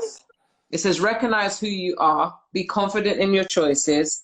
And even if you're going places, I'm going with myself. I'm not by myself. I love it. Number 2 was know your body and be in tune with your body. Know your in and out. So know when that headache comes at the end of the month. What does that mean? No, I'm lactose intolerant. When I go and have that Magnum ice cream, I'm going to be on the toilet. Do you know what I mean? No, I know how this looks under there, what's going on, and it's time to do some Kegel exercises. So know yourself, That was your point number 2. And number 3, you said being a mother exclusively is not negative. I'm not just a mum. I'm somebody who was bringing up the future generation. I work and I don't get to clock out. Do you know what I mean? You're kind of working on the clock. You are not paid to do your job, so you are not just a mum. And it is not derogatory to be a stay-at-home mum, because there's so much to it. And number 4, which was comforting to many of us, is that you said, have a sisterhood. Surround yourself with women who can meet certain needs. And some of those friends may be texting buddies. Some of those friends may be, I see you occasionally on IG, but some of those, the real deep friends, is the ones that say, this house is upside down. Give me some guidance of how to go forward before I just Lego one grenade on it. All right. So you're talking about these 4 crucial points are points that you consider to be important for what women need to know. I'm going to really quick again, and what they are is loving yourself, confident and recognizing who you are, knowing your body, and knowing it because you have to know what it is. Being a mother exclusively is not negative. You are not just a mum. And sisterhood, surrounding yourself with women who can meet specific needs and that you can be reciprocal with. Just in closing, I'm going to ask you if you could just say a prayer for us. Sure. For the beautiful women who have joined us, and the ones who have shared, and the ones who had not shared but had listened and had gained from it, that if you can just say a prayer for us about what we've learned today and how we can apply it. Just pray how you moved. Dear Father, I want to thank you so much for just being in our presence this evening. I thank you for the women who have gathered here. Thank you for inspiring the words that we have shared. I pray that something that has been said will impress on a heart that can change a home, change a life. It can improve a relationship. It can benefit someone's well-being or their view of themselves. Lord, I pray that you will. All right, Bobby, 1 second. I pray that you will just be with each and every woman that is here. Empower them, empower us. Help every woman here to find their sisterhood. Help them to find who they need. Help them to find the book that they need to find out what else they might need to know. This is what I think they need to know. But Lord, you might need to guide them to a person, to a book, to an article, to a web page.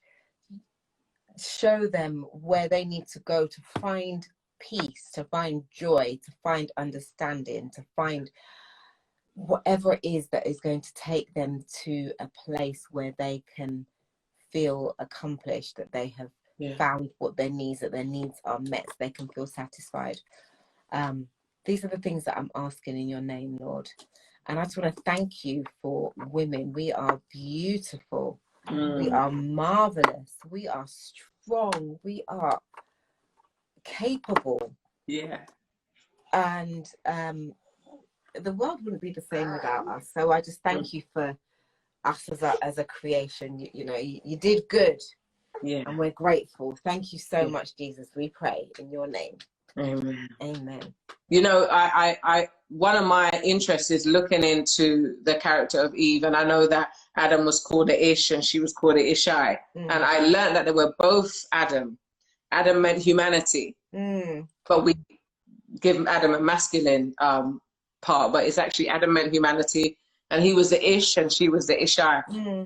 And when you read in the scriptures, especially in Genesis, and you see Eve was the mother of all living, we sometimes forget who Eve was, and we think, Eve, no, you was the one who went and messed up the planet, instead of you were the mother of all living. You had such a heavy responsibility, you know. So it's one of my desires to do that. Hopefully we can have a conversation about that in the future.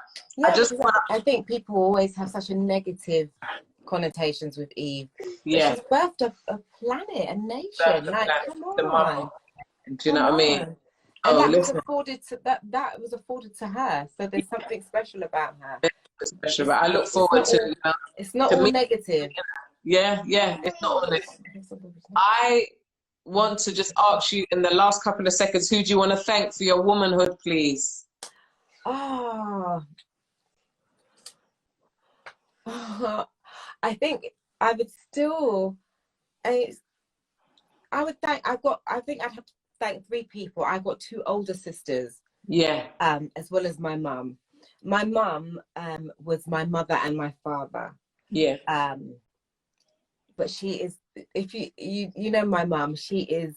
You got 10 seconds. She's beautiful and feminine. She's very, she's well put together. I love her for that.